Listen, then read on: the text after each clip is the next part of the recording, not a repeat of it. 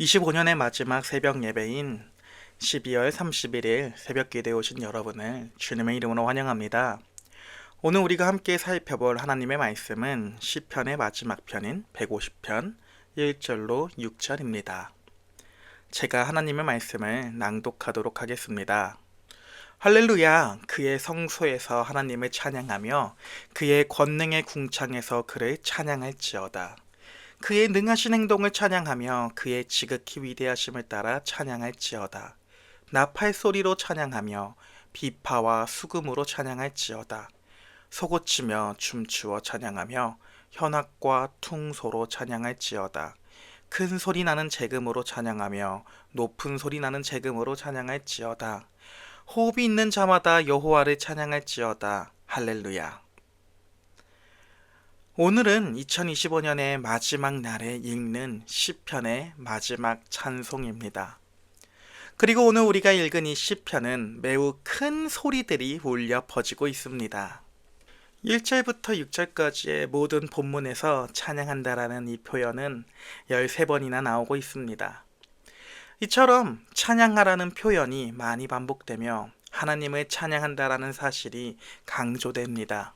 1절에서 하나님을 향한 찬양은 그의 성소와 그의 권능의 궁창에서 합니다. 이는 하나님이 계신 장소들을 의미합니다. 이러한 장소에 하나님이 계시다는 사실은 결국 2절의 말씀처럼 하나님의 능력과 위대하심을 나타내 보여줍니다. 하나님께서는 능력이 있으신 위대하신 하나님이십니다. 하나님의 하나님됨은 하나님이 스스로 증명하십니다. 하나님은 어떤 존재에 의해 정의되거나 평가받으시는 분이 아닙니다. 그저 하나님은 나는 스스로 있는 자로서 스스로가 존재해 계십니다.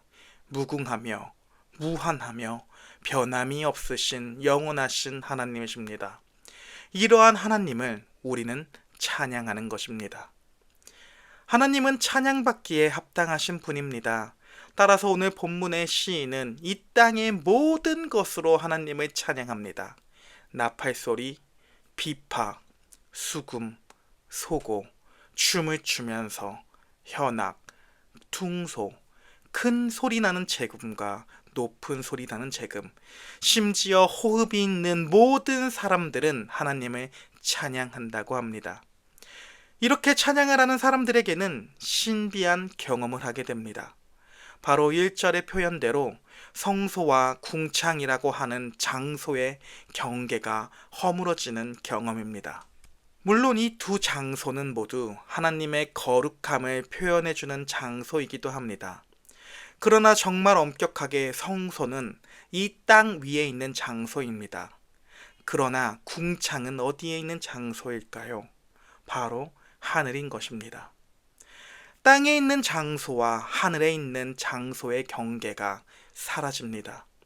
그렇기에 성소에서도 하나님을 찬양하며 궁창에서도 하나님을 찬양합니다.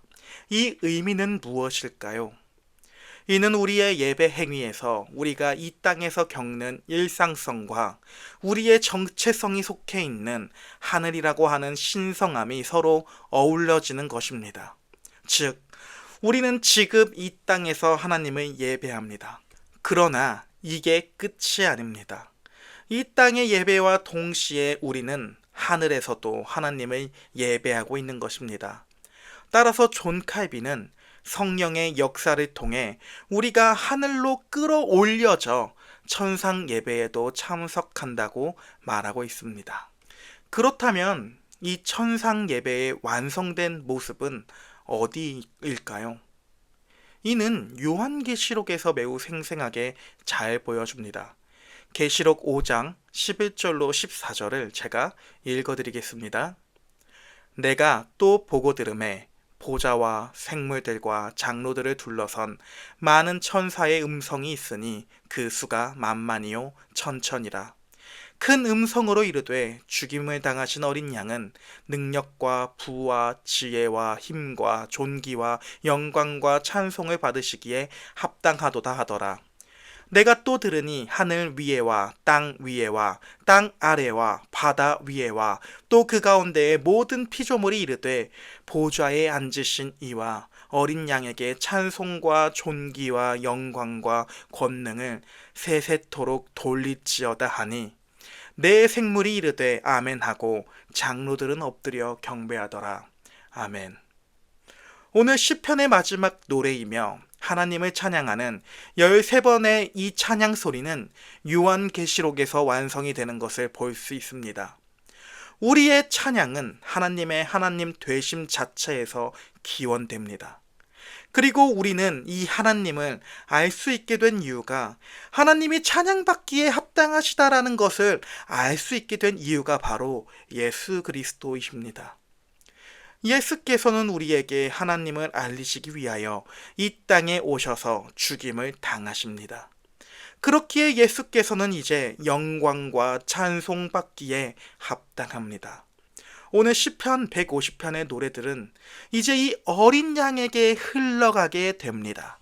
어린 양은 우리를 위해 이 땅에 오셔서 죽으시고 부활하셨습니다. 그렇기에 신자들은 그 이야기를 찬양합니다. 나의 상황, 나의 환경, 나의 많고 적음이 찬양을 하는 요소들이 아닙니다. 찬양을 부를 수 있게 해주는 원인들이 아닙니다. 신자가 하나님을 찬양할 수 있는 이유는, 그리고 우리가 이 땅에서 하늘을 경험할 수 있는 이유는 바로 어린 양이신 예수 그리스도 그 자체로 인해 우리가 찬양을 할 수 있고 이 땅에서 하늘을 경험할 수 있습니다. 따라서 예수께서는 천국이 가까이 왔다, 천국이 이 땅에 왔다고 가장 먼저 선포하셨습니다. 오늘 2025년의 마지막 날, 삼위일체 하나님으로부터 받았던 모든 은혜들을 돌아보며 결국 우리의 탄식 소리조차 찬양으로 바꾸어 주시는 어린 양, 우리를 위해 자신의 목숨을 대속물로 내어주신 이 어린 양을 바라보며 찬양하며 나아가는 오늘 하루가 될 수 있기를 기도합니다. 그리고 오늘 저녁 송구영신 예배 때에 얼굴 뵙기 원합니다. 함께 이 땅에서 하나님을 예배하며 함께 하늘을 누리면서 나아갈 수 있는 우리 공동체가 되길 원합니다. 기도하겠습니다. 위대하신 하나님 아버지, 2025년의 마지막 날 새벽, 호흡이 있는 자가 여호와를 찬양하라는 이 시편의 말씀을 가지고 우리가 하나님 앞에 나옵니다. 하나님, 우리는 올 한 해 때로는 기쁨으로 때로는 눈물로 시간을 보냅니다.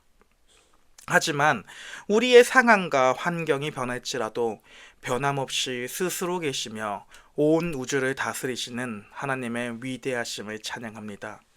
특별히 오늘 말씀을 통해서 우리가 하나님을 향해 하는 이 예배가 우리로 하여금 이 땅에 머물게 하는 것이 아니라 하늘 보좌 앞에 천상 예배와 맞닿아 있음을 깨닫게 해주심에 너무나도 감사합니다.